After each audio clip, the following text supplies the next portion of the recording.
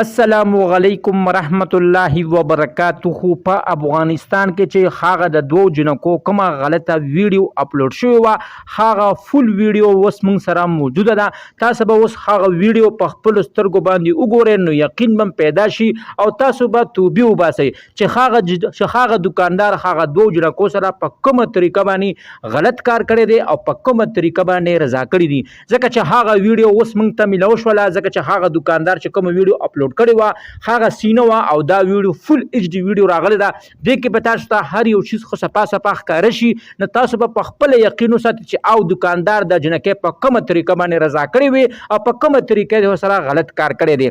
ملګرو ځکه چې دا ویډیو د ماشومانو د کتو نه ده، کو تاسو سره په دې وخت کې ماشومان ناستې وي نو د ځان نه ماشومان پاسې وي، ځکه چې دا ویډیو د ماشومانو د کتو نه ده.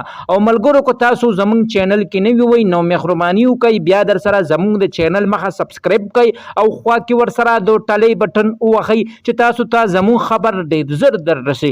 ملګرو ډېر د افسوس مقام دی او ډېر د جړا مقام دی چې زمونږ د پښتو په معاشره کې نن سبا په بازارونو کې دومره بدکاري عامه شوې ده چې نن سبا کومه ښځه خو ګوري نه ځان له یو دکاندار سره یارانه اچولي او چې کومه هغه دکاندار ناست بلکې هغه کس دکانداري نه کوي بلکې هغه هم د دغه تورسرو زندګو سره او د هغو عزتونو سره لوبې کوي. ملګرو کو تاسو نن سبا کوم بازار ته خو ملل کو پېښور ته لاړ شئ، کو چاسدي ته لاړ شئ، د ښځو ته تاسو نن سبا کوم بازار ته خو ځئ نو هلته کې سړي دومره سیواني څومره چې ښځې او ځکه چې په هر دکان کې دوه دوه درې درې ښځې او باقاعده ورته دکاندار خپلې پردې خو هم اړولي او پرده راخوری کړي او هلته ورسره بیا ګپ شپ خو هم لګولی شي. ملګرو ډېر دا افسوس مقام دی او ډېر د جړا مقام دی.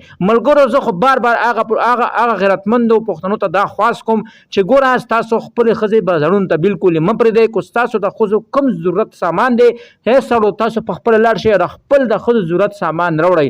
الله مکه داسې کروي تاسو سره خو هم کیدی شي لکه څنګه چې هغه بډس په افغانستان کې دوو جنکو سره غلط کار شو او هغو په شرمونو باندې شرمېدلې وي. د هغې نه پس دماغه جنکو پلار را پاڅېدلی او خپلې لوریانې یې ډېرې بې دردۍ سره قتل کړې وي. ملګرو هغه پلار به خپلې لوریانې ځکه قتلولي چې دا د پښتو معاشره ده او چې پښتو معاشره کې کومه تورسره خو هم غلط قدم واخلي نو د هغې انجام مرګ دی. الله پاک دې داسې مقام په چا باندې هم نه راولي. ملګرو دا ټول کار زمونږ نوران دی. موږ نه پکار چې موږ خپل ښځې په خپل کورونو باندې کنټرول کې کوو او چې زموږ د ښځو چې کوم ضرورت سامان دی چې هغه موږ په خپلو باندې راوړو ځکه چې د ښځو لپاره کور دی او د سړي لپاره بازار دی او لار ده. ملګرو دا زما ویډیو بس تاسو ډېره خوښه شوي وي.